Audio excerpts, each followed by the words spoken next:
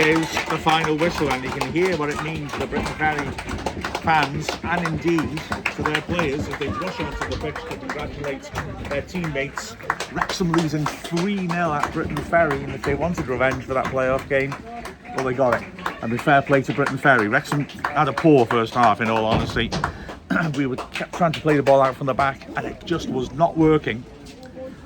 And we were caught out far too often doing that, although the opening goal came from a set piece. Powell, who put some great quality in from set plays, sweeping in a free kick beyond the far post. Ridings with a nice run from beyond the far post, heading it home from close range. And they had other decent chances as well. Wits forced Craven into an early save too. It was all a far cry very quickly from that opening minute when Rosie Hughes managed to force a good parry out of the keeper, Courtney Young. And yeah, continually the pressure was on Wrexham, often self-imposed, as we looked to move the ball out from the back until we dropped Liv Fuller into midfield and switched to a 3 at the back. We kept giving the ball away at the back and just kept allowing Briton Ferry in to make opportunities. Fuller improved situation. She's a very good passer of the ball, of course, and she dropped off and she started to knit things together, and we started to get the ball out from the back. But by then, we were 2-0 down, and I mean, a cruel stroke of bad luck for Wrexham.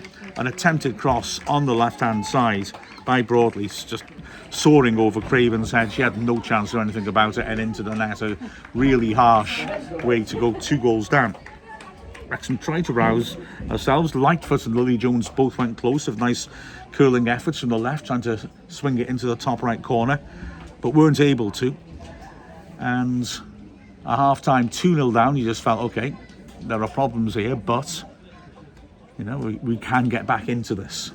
Unfortunately for Wrexham, we immediately conceded the killer goal, really, the third goal 2 minutes into the second half. Contested free kick decision. Powell again sweeping it in, and Richardson this time rising with a free header to put the ball into the net. Wrexham, to their credit, kept going. You just cannot complain about the spirit of this team, and did have opportunities, but they just wouldn't fall kindly. Suckley pulled a decent shot wide from the edge of the box. 2 great saves within a minute from Gibbard, both firstly Gibbard with a nice header from a Fuller free kick, tremendous save. When the ball came back in, again Gibbard driving it in, and this time the keeper dropping to a left to save it. Wrexham feeding it in again, and Sharp jumping 6 yards out in front of an open goal, just couldn't get high enough onto the ball to nod it downwards and put the header over the bar.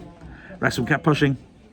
Suckley was one-on-one with the keeper, but the bounce was unkind, and ultimately just couldn't finish off any opportunities. A really frustrating day here, but it just puts importance on next week's game against Swansea. And as you hear the Briton Ferry players celebrating together, you can really see what it means to them. It's a big win for them. They are in terrific form. It will be equal top of the table, but for Wrexham with no points and no goals at the moment, well, that Swansea match becomes massive.